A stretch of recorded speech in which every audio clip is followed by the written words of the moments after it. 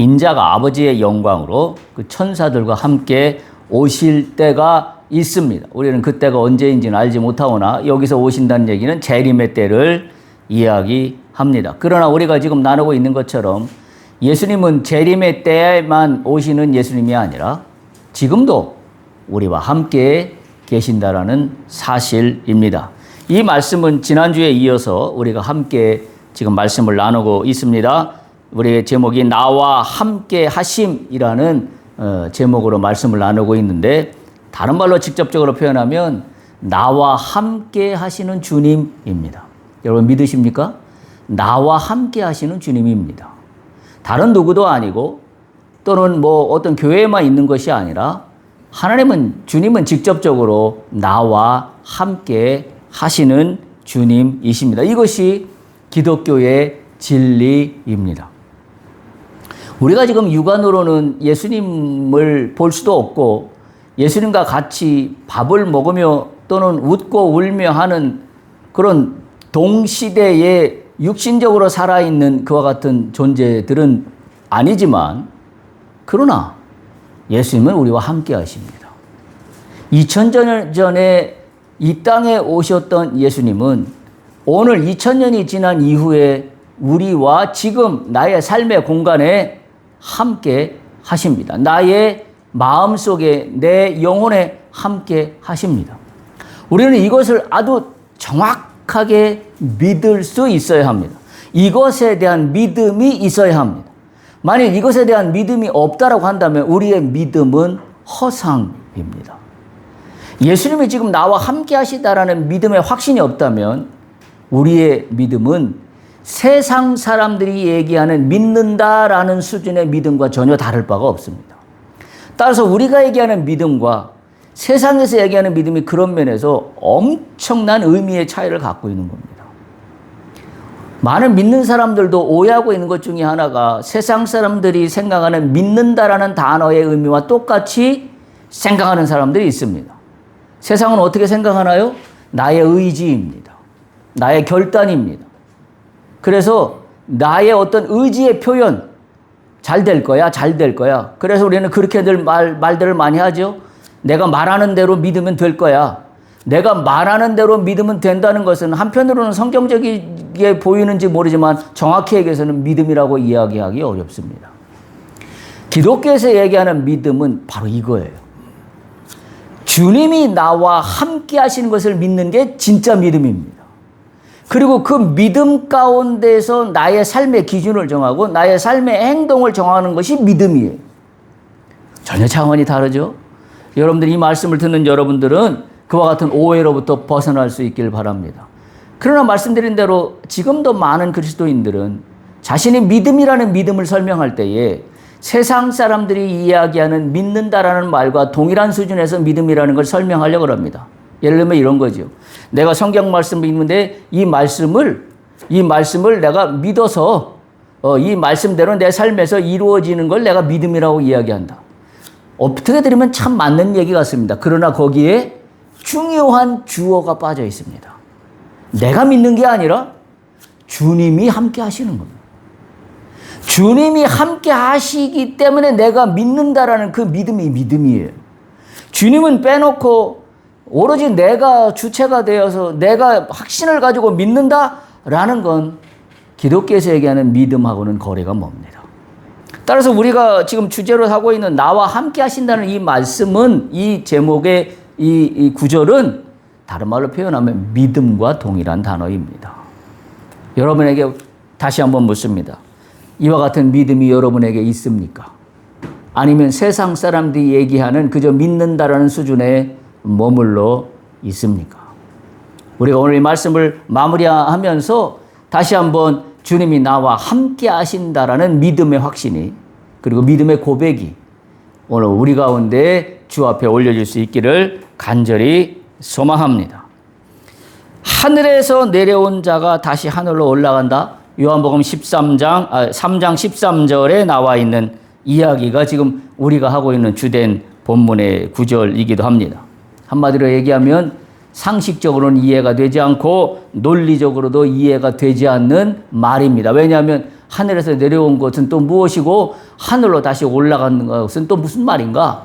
우리가 세상적으로는 도무지 이해할 수 없습니다. 그래서 예수님은 니고데모에게 그렇게 말씀하시고 있는 거예요.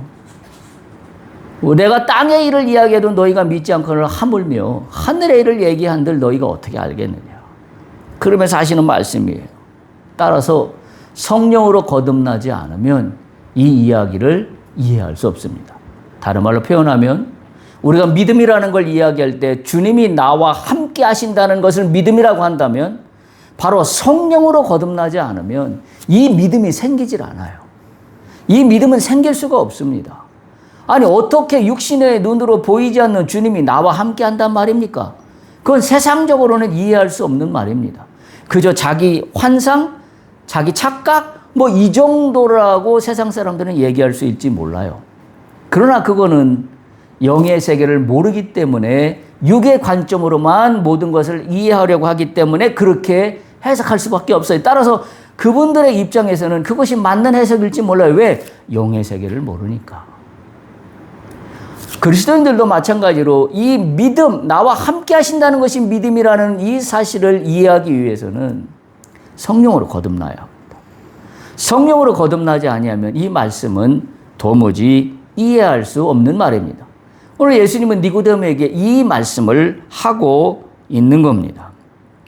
하나님의 진리는 사람들의 이해 범주를 훨씬 뛰어넘는 그와 같은 영역이라고 말씀드렸어요. 그래서 제가 이 시리즈를 하기 바로 전에 그와 같은 이야기, 말씀을 나누었었죠. 이해의 문턱을 넘는 비밀 해서 제 1편과 2편, 슬기로운 생명생활 38번, 39번에서 함께 나누었던 것을 여러분이 기억하실 겁니다.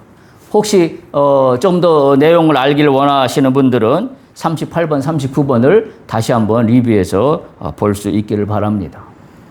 우리가 이해한다는 영역이 육의 영역이 아니라 영의 영역까지 확장되어 있다는 사실을 우리가 이해하려면 방법은 하나밖에 없는 거죠.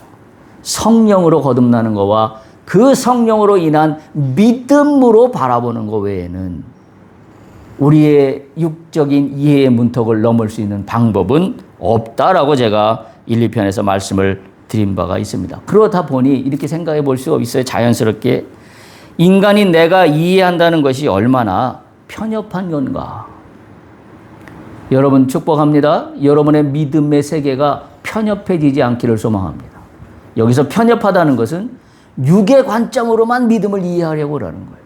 육의 세계에서 일어나는 것만 믿음으로 이해하려고 합니다. 그래서 그걸 가지고 믿음이 있다, 믿음이 없다. 예를 들어서 한편으로는 맞는 말이지만 한편으로 틀린 말이 뭐냐면 내가 믿음으로 뭘 해서 이 땅에서 무엇을 이루었다라는 것이 한편으로는 맞는 이야기지만 다른 한편으로는 완전히 맞는 말은 아닙니다. 왜? 육으로만 바라본 것만 가지고 이루었다라고 이야기하기 때문에 저는 그렇게 이야기할 수 있습니다. 인간의 생각이 얼마나 편협한 것인가를 대표적으로 알 수 있는 역사적인 사건이 있어요. 그게 뭐냐면 우리가 잘 알고 있는 지동설과 천동설이에요. 지동설과 천동설은 우주의 이 구조와 행성이 움직이는 것에 대해서 아주 대표적인 이론의 두 가지였죠. 이 논쟁은 16세기 유럽의 대표적인 논쟁의 사조였었습니다. 천동설은 한마디로 뭐냐면 지구가 중심이고 그 주위에 태양과 모든 행성들이 돈다. 그와 같은 이론이 천동설이고, 지동설은 아니다. 태양이 중심에 있고 지금 우리가 살고 있는 지구도 돌고 있고 그리고 다른 행성들, 달이나 뭐 이와 같은 다른 행성들도 태양 주위를 돌고 있다라는 거였습니다. 그러나 이미 우리가 알다시피 16세기가 올 때까지 세상의 정답은, 세상의 지식의 이론의 완성은 우리가 알다시피 천동설이었습니다. 지구가 중심에 있고 나머지 행성들이 주변을 돌고 있다. 그러나 갈릴레오에 의해서 이게 실험에 의해서 밝혀진 후에는 알다시피 지동설이 이론으로 바꾸게 됩니다. 뭘 이야기할까요?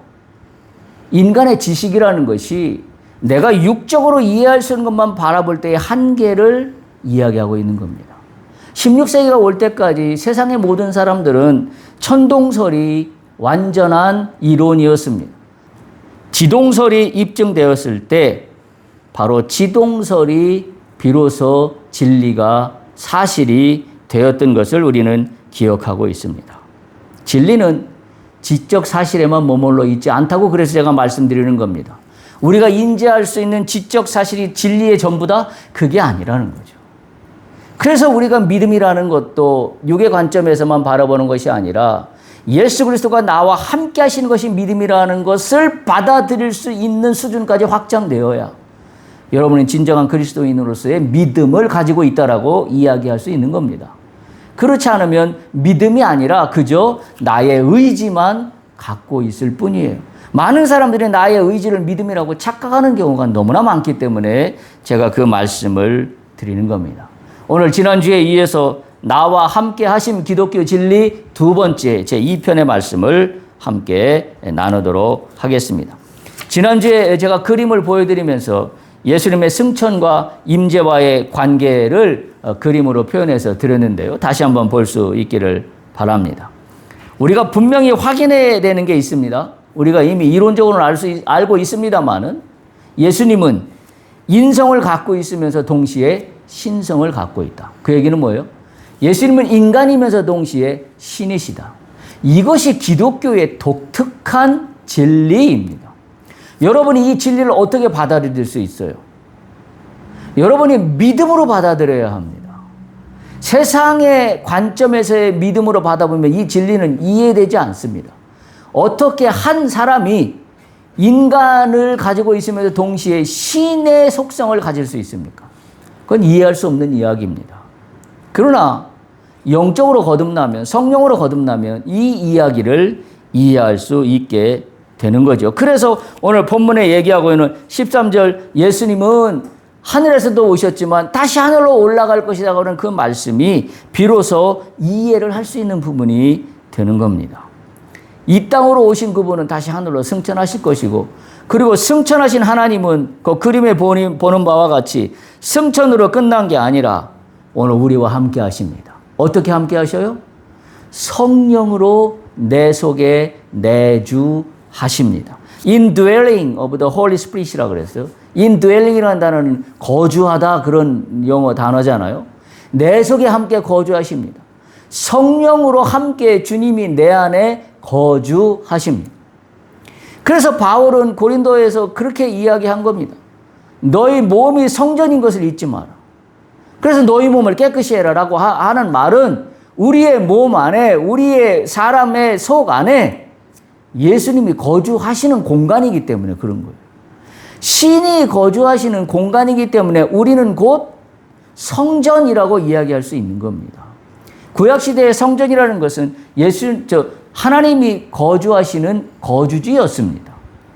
그러나 신약시대에 오면서 바로 이와 같은 개념으로 그 의미는 발전하게 되는 거죠. 성전에만 머물러 있는 하나님이 아니라 우리의 마음속에도 함께 있습니다. 따라서 교회에만 하나님이 계신 것이 아니라 성도 한 사람 한 사람의 개인의 삶 속에도 함께 거하십니다. 어떻게? 성령의 내주하심으로. 이것이 하나님이 예수님을 통하여 우리에게 주시는 어마어마한 진리입니다.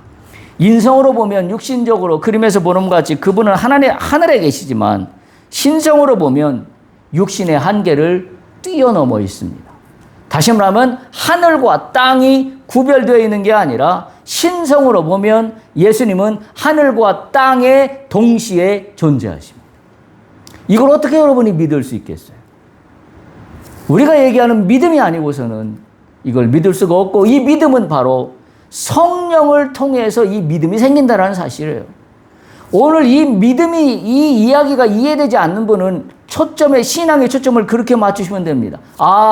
내가 성령으로 거듭나지 않았구나. 내가 성령으로 다시 한번 태어나지 않았구나. 그래서 내가 이 말씀을 도무지 내 말씀으로 이해하지 못하는구나. 그렇게 되면, 그렇지 않으면 주님이 나와 함께 하신다는 말을 도무지 이해할 수 없는 말이 되어버립니다. 그냥 교과서에 쓰여 있는 성경책에 기록되어 있는 말일 뿐입니다.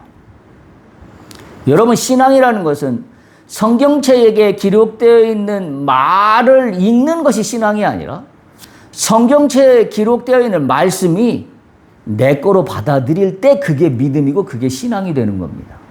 성경책에 기록되어 있는 말씀을 말씀이고 내 삶은 내 삶이야 라고 살아가는 삶의 태도를 갖고 있는 사람이라면 그 사람은 믿음의 사람이라고 이야기할 수 없습니다. 왜? 성경은 성경, 나는 나라고 사는 사람이기 때문입니다. 바로 성경에 있는 말씀과 나를 연결해주는 하나님의 놀라운 섭리가 뭐냐면 그것이 바로 성령 하나님입니다. 성령의 내주하심으로 말미암아 우리는 땅에 있는 내가 하늘과 연결되는 삶으로 거듭난다라는 사실을 우리가 반드시 깨달아야 되는데 이것이 바로 기독교의 진리입니다. 우리는 이 진리를 믿고 사는 사람들입니다. 그래서 기독교의 진리에서 예수님은 이미 승천하셨기 때문에 부재 중이신 게 아니라 지금도 임재 중이시다. 나와 함께하고 계신다. 할렐루야. 우리가 이것을 믿음으로 고백할 수 있어야 합니다. 육신적으로 보이는, 그래서 예수님이 안 보인다, 그래서 예수님은 부재 중이시다, 이렇게 이야기할 수 있는 게 아니라 예수님의 신성으로 말미암아 지금도 예수님은 실존하는데 그 실존하는 예수님은 나와 함께 하신다. 내 삶에 함께 하신다. 내 삶의 영역 가운데 있다. 내 인생 가운데 함께 걸어가시고 있다. 이것이 믿음이고 이것이 기독교의 진리입니다. 우리는 이 믿음으로 오늘도 나의 삶에서 응답해야 돼요. 주님 앞에 응답해야 됩니다. 주여, 내가 오늘도 주님의 뜻대로 살아갑니다. 주여, 주께서 말씀하신 그대로 내가 오늘 이 땅에서 내가 최선을 다하여 애쓰고 수고하며 실현하기 위해서 내가 믿음으로 고백하며 살아갑니다. 이 고백들이 충분하게 날마다 매일같이 매 시간마다 일어나는 것이 우리가 믿음 안에서 살아가는 그와 같은 의미입니다. 그림을 다시 한번 보시기 바랍니다. 하늘에 계시면서 예수님은 또한 우리 안에 계시다라고 말씀을 드렸는데 우리는 세 가지 차원으로 이걸 말씀드릴 수 있어요. 첫 번째는 인성 차원이에요. 말씀드린 것처럼 승천 이후에 공간적으로는 예수님은 하늘에 존재하시지만 그러나 그분의 부활체는 실제입니다. 그분의 부활체는 물리적인 사건입니다. 그래서 예수님이 재림하시면 이 하늘에 계신 예수님의 실체이신 몸은 우리로 하여금 이 땅에서 우리가 그분을 만날 수 있게 되는 것입니다. 그분의 실체입니다. 또 한 가지는 신성 차원이라고 그랬어요. 신성이라는 말은 예수님은 공간의 제약을 받지 않으신다는 말이고 공간의 제약을 받지 않으신다는 말은 성령을 통해서 항상 언제나 나와 함께 하신다는 겁니다. 여기서 나는 믿는 자인 나입니다. 어떤 믿는 자? 성령을 통해서 예수님이 지금도 나와 함께 하심을 믿는 믿음을 갖고 있는 자를 이야기합니다. 모든 사람을 다 통용하지 않습니다. 왜? 이런 믿음이 없는 사람은 예수님을 볼 수도 없고 이해할 수도 없고 예수님을 만날 수도 없습니다. 성령을 통하지 않고서는 예수님을 주라 고백할 수도 없으며 성령을 통하지 않고서는 예수님을 만날 방법이 없습니다. 이게 하나님의 진리예요. 이게 기독교의 진리예요. 그래서 우리는 성삼위 하나님을 이야기하는 겁니다. 성부 하나님, 성자 예수님, 성령 하나님. 그 삼위는 독립적으로 각각 있는 것이 아니라 그 삼위 하나님은 하나이십니다. 이게 이제 세상적인 이론은 이해하기 어려운 부분이나 어떻게 세 개의 존재가 하나이냐. 그게 성령 하나님의 삼위일체예요. 삼위일체. 위로서는 세 개이지만 그러나 일체. 하나이신 하나님. 그래서 우리가 하나님을 나의 머리로 나의 지식으로 다 이해할 수 없다라는 것을 인정하실 수밖에 없습니다. 인정해야만 합니다. 근데 사람들의 오류는 뭐예요? 나의 머리로 신을 다 이해할 수 있다고 생각해서 내 머리로 이해되지 않는 것은 내가 인정할 수 없다라고 하는 것은 인간의 어마어마한 오만입니다. 오만입니다. 내가 알고 있는 지식이 전부가 아닌 것처럼요. 이미 말씀드린 것처럼 지동설과 천동설 두 개를 생각해 보십시오. 내가 알고 있는 것이 천동설인 수준에만 있다고 이야기할 수밖에 없을 겁니다. 내가 지동설을 모르고 있을 때는 천동설만 진리라고 여겨요. 마찬가지로 내가 아는 지식이 전부가 아닙니다. 내가 모르는 지식이 오히려 훨씬 더 많다는 것을 인정하는 것이, 그것이 인간의 가장 피조물로서 취해야 될 태도입니다. 여러분, 우리가 그리스 철학자 중에서 가장 위대하다고 여기는 대표적인 철학자로 오늘날도 우리 앞에 이름이 누구에게나 기록하고 기억하고 있는 사람은 소크라테스입니다. 소크라테스가 왜 그렇게 위대하다고 칭송을 받나요? 그 사람은 다른 사람과 다른 독특한 이야기를 했는데 사실은 독특한 게 아니었어요. 그분은 다른 사람들이 인정하지 않는 걸 그 사람은 인정했습니다. 뭘 인정했기 때문에 그 사람이 유명해졌냐면, 나는 당신들이 모르는 것을, 내가 모르는 것을 뭔지를 내가 안다. 내가 모르는 것이 있다는 것을 인정했다는 사실이에요. 근데 많은 사람들은 내가 모르는 것을 인정하려고 하지 않습니다. 내가 모르는 것은 진리가 아니라고 발로 차버립니다. 내가 아는 것만 옳다라고 여깁니다. 이 오류와 편협함이 오늘 우리 가운데도 팽배하게 있다는 사실이에요. 특히 믿는 자들 사이에서도 팽배하게 있습니다. 그래서 오늘도 하나님이 살아서 역사하시는 것을 그냥 말로는 그럴 수 있겠다고 하지만 자신의 믿음으로, 신앙으로 받아들이지를 못합니다. 그래서 오늘날도 그런 사람들이 많죠. 과연 이 시대에 일어났던 기적들이 오늘날 교회에서 일어날까? 일어납니다. 오늘날도 일어납니다. 근데 많은 사람들은 오늘날 뭔 그런 일이 일어나겠어. 특히 믿는 자들이 오늘날 그런 이야기들을 참 많이 하는 걸 봅니다. 예전에는 많았었지만 오늘날은 전혀 일어나지 않는다라고 생각합니다. 그리고 모든 신앙과 모든 성경의 말씀을 지식적이고 분석적이고 논리적으로 해석하는 거에는 능통합니다. 그러나 그거를 믿음으로 받아들여서 오늘도 이 말씀이 내 안에서 역사하시면 기적이 일어난다라고 믿는 사람은 그렇게 많지 않습니다. 여러분의 믿음은 어떻습니까? 분석적이고 논리적이고 해석적인 수준에만 머물러 있습니까? 아니면 그럼에도 불구하고 오늘 말씀에서 주어진 하나님의 역사는 오늘 나에게도 일어난다. 아멘. 이라고 믿음으로 받아들입니까?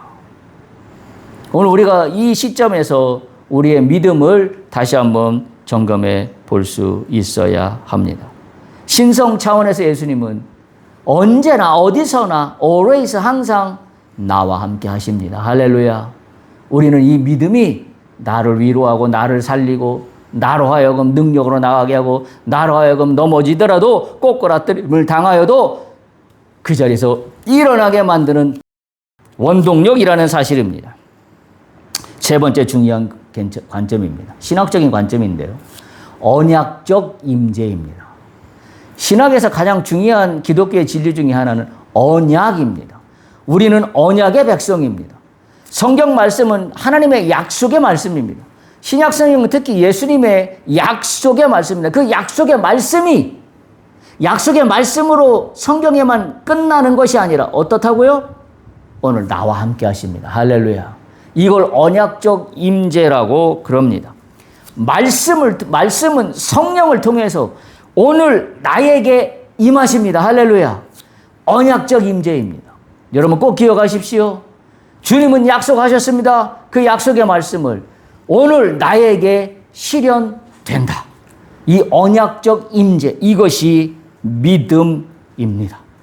그래서 이것은 교회 안에서도 또는 나의 신앙생활에서도 이 언약적 임재는 항상 신비롭게 경험되는 영역입니다. 내가 말씀대로 믿음으로 나갔을 때에 그 말씀이 움직여 나를 바꾸고 그 말씀에 능력이 있어 나의 문제를 풀었다라는 고백들이 여러분 속에 넘쳐나기를 간절히 축복합니다. 그것이 우리의 믿음이에요. 그것이 하나님이 나와 함께 하신다라는 말씀입니다. 한마디로 임마누엘 하나님. 하나님은 우리와 함께 계신다라는 임마누엘. 나와 함께 걸어가시는 주님을 오늘도 경험하는 여러분들이 될 수 있기를 바랍니다. 그렇다면 언약적 임재라고 얘기할 때 이 약속이 기독교에서 중요한 이유가 한 세 가지가 있는데요. 첫 번째는 뭐냐면 이 약속은 하나님의 구원이 현재적이고 인격적인 사건이라는 의미에서 이 약속이 의미가 있습니다. 이 약속은 현재적이고도 인격적인 사건이에요. 인격적인 사건이라는 건 뭐죠? 그저 분리되고 분절되어 있는 상황이 아니라 하나님, 신인 하나님과 내가 교감할 때 일어나는 현상이 인격적인 관계입니다. 하나님은 그와 같은 인격적인 관계를 통하여 오늘도 내가 너와 함께 한다는 사실을 우리에게 알려주시기를 소망합니다. 그리고 우리는 그것을 믿음으로 알아야 합니다. 성령의 도우심으로 주님이 나와 함께 하신다는 인격적인 사실을 우리는 깨달을 수 있어야 합니다. 바로 이것이 주께서 우리에게 주시는 약속의 의미입니다. 죽어있는 신앙이 아니라 살아있는 신앙이라는 의미에서의 인격적입니다. 인격적이라는 얘기는 말씀드린 대로 서로 교감할 때 인격적이라는 단어를 쓰기 때문입니다. 따라서 단순히 예수님은 역사 속에 존재했던 과거의 인물이 아니라 지금도 우리와 함께하고 계신 주님이시라는 사실입니다.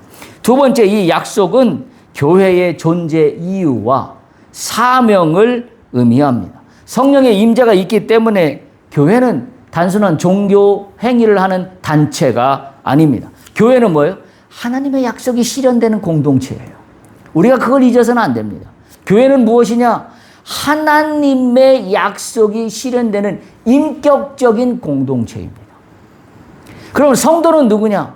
하나님의 약속이 실현되는 개인의 실체입니다. 따라서 내가 하나님 안에, 내가 주 안에, 주님이 내 안에라는 요한복음의 고백이 바로 그와 같은 고백으로 나갈 수 있는 겁니다. 세 번째, 이 약속이 기독교에서 중요한 이유는 믿음 생활의 힘과 위로가 됩니다. 약속이 있기 때문에 위로를 받습니다. 할렐루야. 주님의 약속이 있기 때문에 우리는 지금의 어려운 상황으로 끝나지 않을 것을 내가 믿는 거예요. 만약에 주님의 약속이 없었다 그러면 나는 이 어려움을 무엇으로 견디겠습니까? 예를 들면 나에게 내가 어찌할 바 모르는 질병이 찾아왔습니다. 그 질병 가운데 내가 할 수 있는 일은 뭐가 있습니까?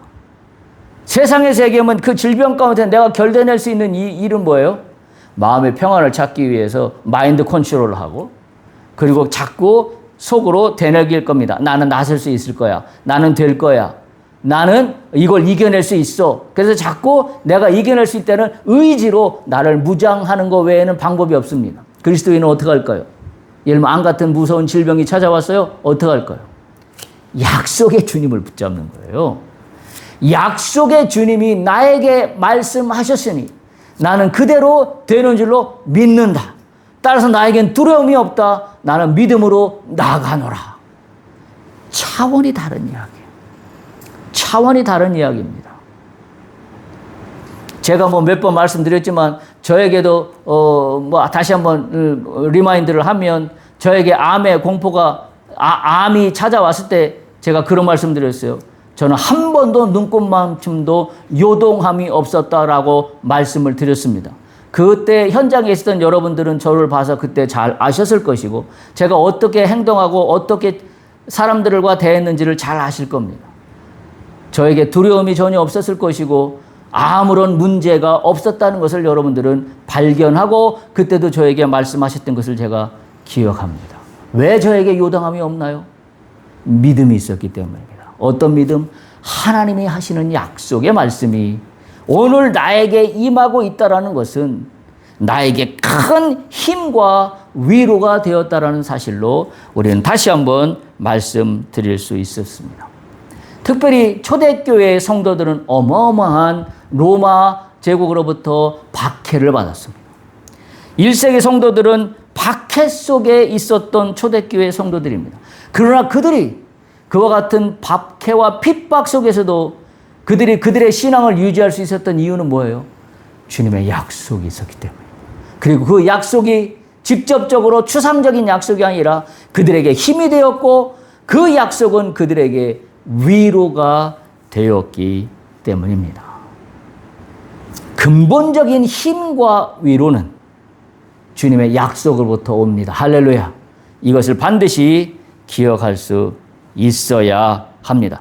그렇다 그러면 우리는 요한복음 14장 14절에서 그 다음 이야기로 우리는 다시 한번 해석할 수가 있습니다. 특별히 거기 13절, 14절 보면 지난주에 말씀드린 것처럼 단어가 반복돼서 나온다 그랬어요. 하늘에서 내려온 자 곧 인자 외에는 하늘에 올라간 자가 없고 모세가 광야에서 뱀을 든 것 같이 인자도 들려야 하리라. 13절, 14절 인자가 반복되어서 말씀되어지고 있습니다. 인자라고 호칭을 하는 이유는 메시아의 정체를 암시하는 말이기도 하지만 그때 당시에 인자라는 말은 로마의 압제로부터 정치적인 오해를 피하기 위한 하나의 방법론이기도 했습니다. 왜냐하면 그리스도라는 칭호는 사람들로 하여금 로마의 정치적 압제에서 이스라엘을 해방시켜줄 혁명가적 기회를 불러일으켰던 말이 그리스도였었기 때문입니다. 그래서 인자라는 말이 오히려 성경에 보면 많이 등장하고 있는데요. 하나님 앞에서 다른 말로 표현하면 참된 인간성을 강조하는 말이 인자입니다. 그러니까 인자라는 말은 신만으로서의 하나님이 아니라 인간으로서의 참 존재이신 예수님을 강조하기 위해서 의도적으로 인자라는 단어를 주님이 즐겨 사용하시고 있는 겁니다. 우리가 요한복음 1장 14절 이미 말씀을 본 바와 같이 말씀이 육신이 되어 우리 가운데 오셨다 그랬어요. 말씀이 육신이 되어 우리 가운데 오셨다는 말이 바로 신이신 하나님이 인간의 몸을 힘입어 예수님이 오셨다라는 말이라고 말씀을 드렸습니다. 그걸 바로 인자라고 지금 예수님은 강조하고 있는 것이고 요한복음 3장 14절에 그렇게 이어지고 있는 겁니다. 모세가 광야에서 뱀을 든 것 같이 인자도 들려야 하리라. 이건 뭡니까? 한마디로 치유입니다. 완성입니다. 이스라엘 백성들이 광야 40년을 걷는 동안에 광야에서 뱀에게 물려 죽는 사건들이 발생해요. 그때 하나님이 모세에게 명령하여서 놋뱀을 만들어 달라고 합니다. 놋뱀을 만들어 달고 놋뱀을 바라보는 자마다 살리라고 말씀하셨어요. 오늘 예수님은 인자도 들려야 하리란 말은 인자도 죽을 것이다. 인자도 놋뱀처럼 높이 들려질 것이다. 그리고 인자가 높이 들려지는 것은 높이 질러지는 것은 끝나는 것이 아니라 너희는 들려진 인자를 바라봐야 한다. 들려진 인자를 바라보고 그 안에서 너희에게 치유가 있겠다라는 말씀을 하고 있는 거예요.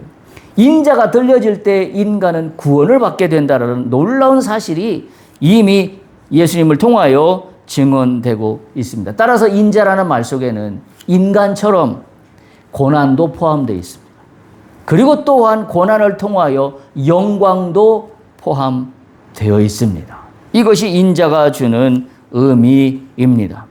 바로 놋뱀을 바라보라는 하나님의 명령에 순종하는 자마다 믿음으로 바라보는 자마다 치료가 됐던 구약의 역사를 지금 니고데모에게 예수님은 의도적으로 설명하고 있는 거예요. 따라서 성령을 통하여 내가 가져야 될 믿음이 무엇인가 하는 것을 분명하게 말씀하고 있는 겁니다.